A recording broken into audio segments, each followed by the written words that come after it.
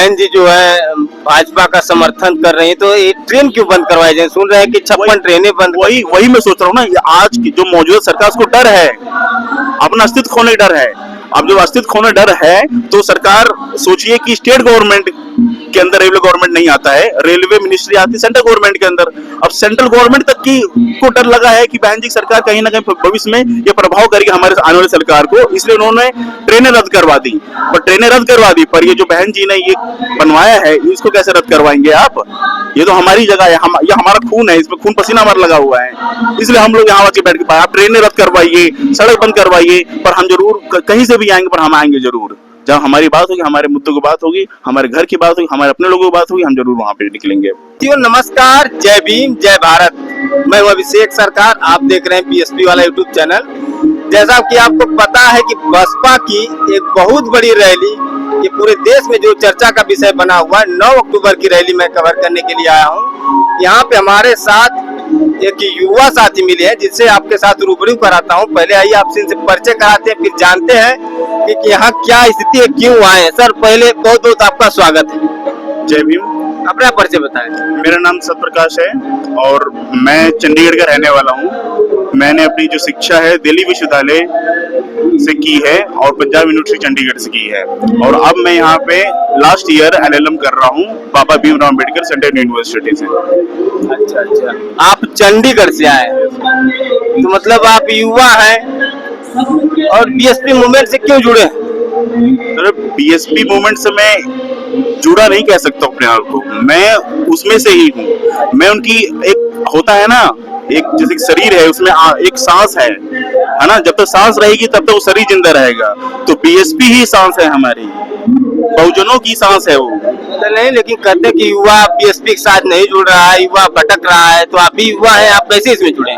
मैं खड़ा युवा हूँ ना, और जो बैठे हुए वो भटक चुके हैं कहीं, और उनको खड़ा होना पड़ेगा। जब तक खड़े नहीं होंगे तब तक जो संविधान में लिखा हुआ, जिससे हम शुरुआत करते हैं, हर एक बच्चा, चाहे वो 6ठी क्लास में पढ़ता हो, चाहे वो किसी भी स्कूल में पढ़ता हो, कहीं भी रहता हो, एक प्रियम्बल है, उसमें लिखा है we the people of India. अब जब we the people of India की हम बात करते हैं, जो पीपल वो कौन है? वो हम लोग हैं, हमसे सरकार है। अब हम जो लोग हैं बिल्कुल निचले तबके के लोग हैं, बहुजन उनकी आवाज है। अभी जो करंट गवर्नमेंट है और वो जो we the people of India है, उसको गवर्नमेंट ऑफ इंडिया में तब्दील करने वाली है, जिसके एक सरकार का राज चले, ना कि लोगों का राज चले। और भीमराव अम्बेडकर साहब जी यही चाहते थे कि लोगों का राज चले, इसलिए उन्होंने वहां पे we the people of India लिखा है। और जब तक हम लोग खड़े नहीं होंगे, एक खड़े युवा नहीं होगा, तब तक ये बहुजन नहीं बन पाएगा। जी। तो मैं पहले बताना चाहता हूँ कि बैकग्राउंड में पीछे वो आवाज आ रही है, गाना चल रहा है, अगर थोड़ा आवाज में अगर प्रॉब्लम हो तो उसको आप लोग समझिएगा। सर, वर्तमान स्थिति जो सरकार की है और बीएसपी की सरकार में आपने क्या देखा, बहन जी की सरकार में? बहन जी की सरकार में और आज की सरकार में अगर हम एक टाइमलाइन से एक डिफरेंस निकालें, तो कहीं ना कहीं हमको ये दिखता है कि आज अभी कल ही एक वीडियो सोशल मीडिया पर वायरल हुआ है कि एक थानेदार कानपुर का एक छात्र था, पता नहीं किस मैटर पे, शायद ओवर स्पीडिंग पे उसको पकड़ा गया, और कुछ सवाल पूछने पे उसको पेट में मुक्का और हाथ लात घूसे से उसकी पिटाई की गई। हाँ, एक ही पहला इंसिडेंट होगा। अब इससे पहले कुछ और एक वीडियो देखते हैं हम। रायबरेली में एक व्यक्ति रात को अपनी ससुराल जा रहा था, बस उसकी गलती ये थी कि वो दलित था एक, है ना, और उसके भीड़ ने पूछ के ये मार दिया, और बाद में बोलते हैं हम बाबा वाले हैं। तो इसी से आपको सरकार का डिफरेंस पता लग जाता है कि बहुजनों की आवाज क्या थी और आज की डेट में क्या है। आज की डेट में हर जगह दलित पिसा जा रहा है, मारा जा रहा है, हर जगह दलित दलित दलित, क्या है ये? तो अब अगर हम चेंज चाहते हैं तो सरकार को पहले हमको चेंज करना पड़ेगा, तब जाके हम समय में चेंज देखेंगे, लोगों में चेंज देखेंगे। नहीं तो कोई भी हमको इस तरह खत्म करना चाहेगा। वर्तमान स्थिति में जो इंडिया गठबंधन चल रहा है, कह रहे हैं कि ये पीडीए जो है, इसमें दलित जो है वो राहुल गांधी जी के साथ है और अखिलेश यादव जी के साथ जा रहा है, तो इस पे क्या कहेंगे आप? इसको मैं बस एक छोटा सा एग्जाम्पल बताना चाहूंगा कि किसी बड़ी चीज को अगर खत्म करना है ना, तो उसको थोड़ा थोड़ा काटिए। तो वही गठबंधन का काम हो रहा है आज की डेट में। अब हम लोग बहुत ज्यादा है, हम लोग चाहे तो आज की डेट में हम अपना प्रधानमंत्री, मुख्यमंत्री, हर एक चीज हम अपना कर सकते हैं। और ये गठबंधन क्या कर रहा है हमको, कि हमको तोड़ रहा है, काट रहा है।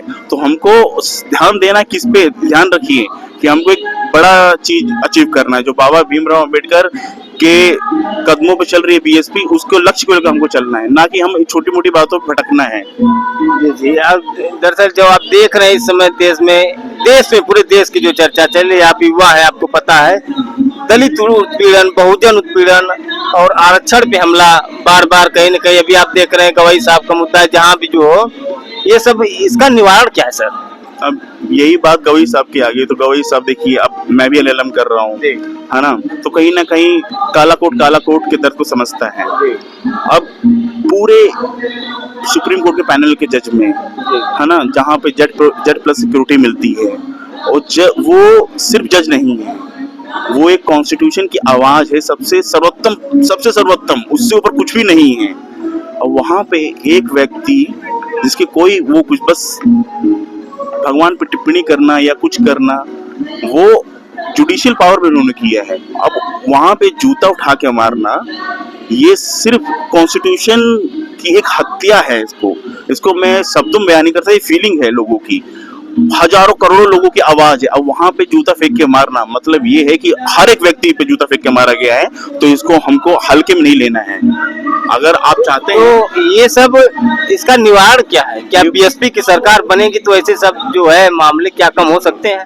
वहीं पे मैंने कहा ना, अगर एक जज सिर्फ दलित का, अगर वहाँ 31 जज पूरे दलित के होते, या मैं कहीं इंटरव्यू देने जाऊं, अगर वहाँ सब के सब पैनल दलित के होते, तो वो जो कल हुआ है या कुछ दिन पहले होता आ रहा है, जो भविष्य में होगा, ये कभी नहीं होगा। हमको ये समझना चाहिए कि हाँ, हमारे लोग हर जगह हों। हम लोग दबते क्यों हैं? क्योंकि हमारे लोग डोमिनेटिंग नहीं है, हम लोग पावर में नहीं है। तो हमको पावर में आना है, और पावर हम लोग कैसे आएंगे? इसी तरह से आएंगे। पावर में कैसे आएंगे? यहाँ तो देख रहे हैं कि पूरे लोग बटे हुए हैं, सभी लोग कहीं के नए संगठन, नए दल जो युवा बहुजन समाज के निकल रहे हैं, उनके लिए क्या कहेंगे? क्या बीएसपी मूवमेंट से उनको जुड़ना चाहिए? मैं उनसे बस एक यही अपील करना चाहता हूँ कि आप खाइए, मौजिए कहीं भी, पर एक जो अपना अस्तित्व है ना, अपना घर मत भूलिए कि मेरा घर क्या है। अपना घर कभी मत भूलिए। गली भटक सकते हैं आप, ये मंजूर है, पर अपना घर कभी मत भूलिए। घर हमारा एक ही है, आप चाहे जहां मर्जी चले जाइए, घर हमारा एक ही है, वो है बीएसपी का, और कोई नहीं। एक और लास्ट सवाल सर, इंडिया गठबंधन, राहुल गांधी जी का जो मोह माया चल रहा है, जैसा कि सबको पता है, मीडिया इनको उठा रही, दबा के उठा रही, बढ़िया से उठा रही है, तो क्या जो 2024 में कहीं न कहीं संविधान के नाम पे जो वोट गया था, सच्चाई ये गया था? गया था। तो क्या ये पुनः वापस आता आपको दिख रहा है? ये सर बहुत आता। अब ये एक बार यहाँ पे देखिए, ये सब वापस तो लोग आ रहे हैं। इनमें से कोई छत्तीसगढ़ से है, कोई एमपी से, कोई पंजाब से, कोई चंडीगढ़ से है। ये लोग कौन है? इनको मैं सुबह वहां 8 बजे अपने घर से निकला, तो एक बाबा आधा कच्छा पहने हुए, बनियान पहने हुए, 8 बजे सुबह रोड पे बैठे थे। अब मैं उनको देख के यही सोच रहा था कि इनको क्या पड़ी है? तो ये आवाज वापस आ रही है हमारी। अब ये सब जब लोग मिलेंगे तो बहन जी की आवाज में दम आएगा। तो इन सबको, अब युवा पीढ़ी को भी इस तरह निकल के, जब ये सोचिए कि हमारे पूर्वज लोग आ रहे हैं, हमसे बड़े लोग आ रहे हैं, तो युवा पीढ़ी कुछ सीख लेनी चाहिए कि हम भी लोग आए, हम कहीं भटके ना, हम लोग को वापस आना चाहिए, इसी घर में आना चाहिए। ये किसके लिए? आज देखो सरकार ने क्या हुआ कि सारी ट्रेनें बंद करवा दी, है ना।